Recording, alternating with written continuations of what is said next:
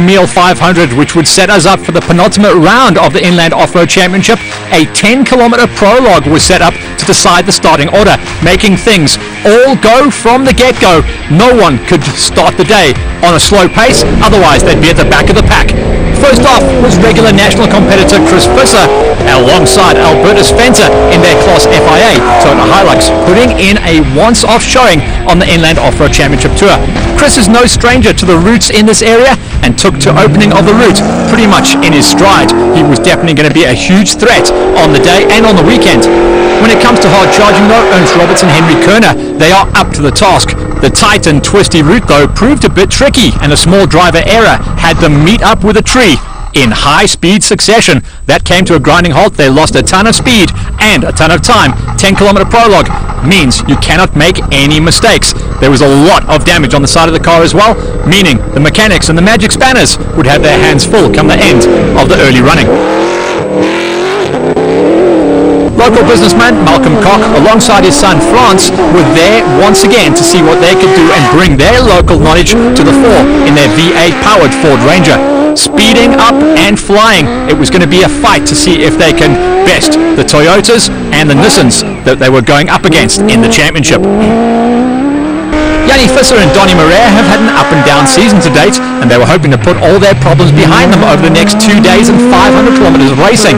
Early on, the Hilux certainly looked and sounded the part.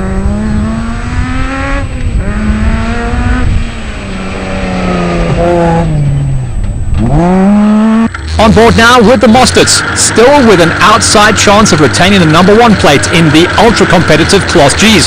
Werner and brother Leon have achieved incredible results over the last couple of seasons, but they needed to push hard for the win this time around after suffering some problems throughout the 2021 tour.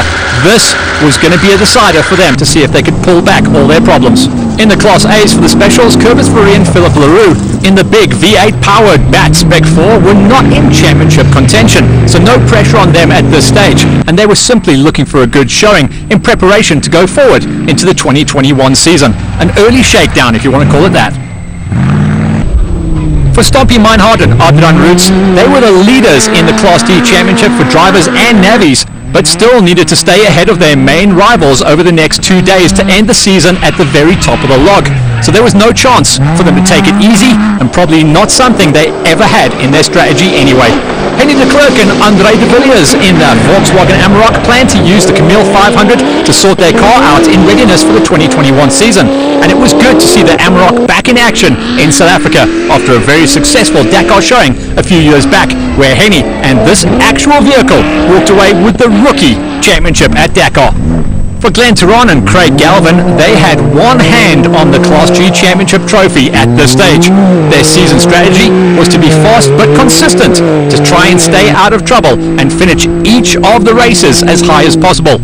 What the next 2 days held for them was going to have them biting their fingernails. Having not competed in the championship the whole season, rather focusing on the national championship, Christo Rose and Honor Olivier had no championship pressure on them whatsoever, and could literally go out, enjoy themselves, and see what they could do to upset the apple cart. This was to be their final race in the Class Gs, as in 2021 this crew would be moving up into production vehicles. The story of the lone Polaris against the horde of Can-Am Mavericks continues, with Aldi Erasmus and Andre Geldenes forever trying to upset their own apple cart for the Class G title.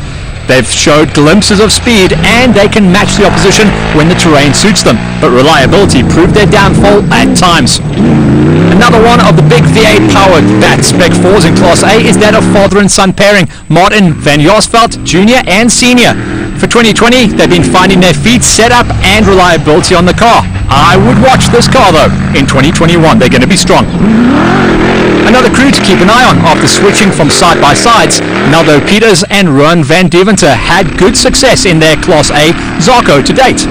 Naldo is a hard charger, but a long 2 days ahead might cause him to rethink his driving style. 520 kilometers over 2 days is no easy task for anyone. Back on the start line, currently running second in the Class D Championship, Tians du Toit and James O'Mahony were certainly going to be pushing hard. Remember, they have tasted victory this season, just the one time. which was exactly what they did. They went out and gave it everything, but unfortunately picked up damage to their front suspension early on, which slowed them down, and they needed to do some. Johan Besson might be new to Class D after switching from Class E earlier this season, but he has the speed to match the front runners already. Reliability is his only issue at this stage, but if that gets sorted, he will be getting all the way up to the tippy top and possibly chasing down top 10s every event. It was the first time out racing with us on the Inland Off-Road Championship for Cooney Besadenhout, with experienced navigator Lucas Hutting alongside him in the Class G Can-Am Maverick, which meant they were going to have to learn each other and learn the vehicle in the early part of the prologue and throughout the rest of over 500 kilometers of racing to get ready for 2021.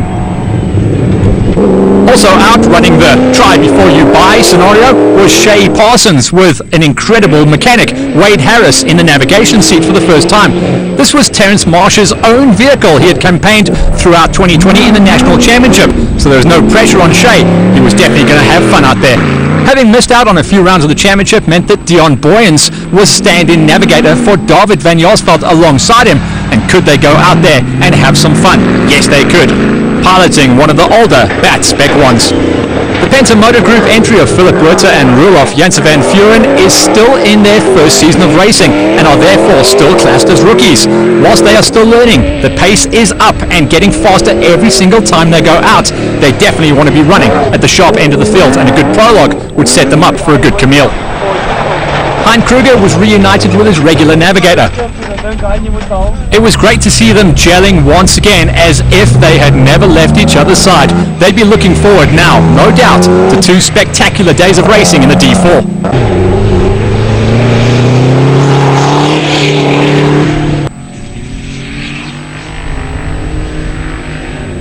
For the Class E Championship, it's been father and son all day, all the way. Oki and Jandre Kruger have already clinched the F Championship for 2021, but still we're in with an outside chance of clinching the overall Production Vehicle Championship, so they were going to try and see what they could do for taming the Kameel. Having already clinched the Class E title though, Johan Visser and Jerry Besson had their eyes also on bigger prizes, that of the overall Production Vehicle Championship.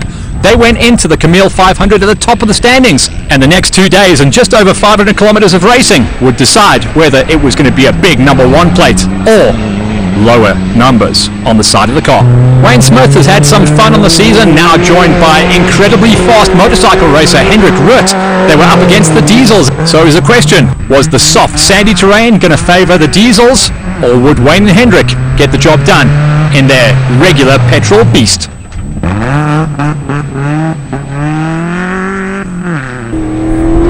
The unmistakable purr of the Lexus-powered Hilux of TG Jens van Rensburg and SW Conradi is becoming a force in the Class F battle. They have the power, they have the speed, they simply need that last factor, consistency, and just a dash of luck. Sean Kruger and Johan Becker are starting to come to grips with their BMW V8-powered Jimco very nicely now. Enthusiasm always between these two, and smiles every day as we hang out with them down in the DSP. But smiles don't always get you to the top of the pile. The battle of the wives and husband may sound like a TV reality show, and it is in many ways, but in real life, Carleen Croshaw and Marina van Skalkwijk are currently ahead of the husbands in the championship chase to be Class B and overall special vehicle champions.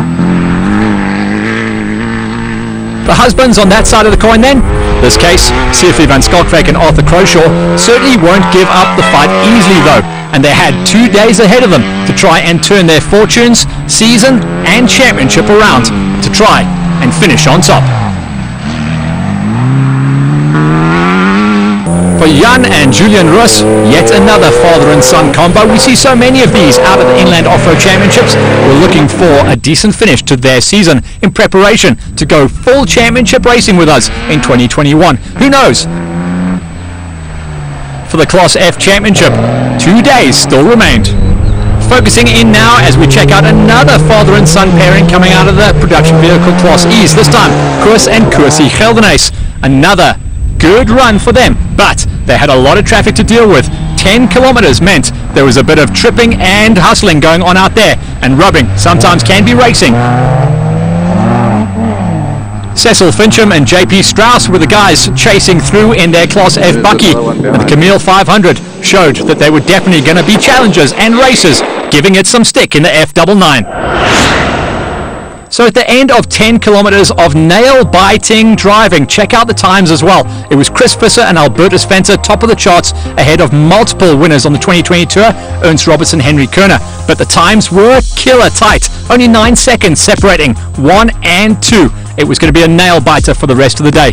Checking out some of the other guys that were going to be chasing things down though. Stompie Mainhardt and Adrian Roots had put themselves at the top of the Class Ds once again, and they were right smack bang just outside of the top 10, putting them in the sweet spot. Van Josveld Jr. and Senior in the A69, the unlucky for some, number 13. Join us off the break as we go racing and tag a full lap of 240 kilometers.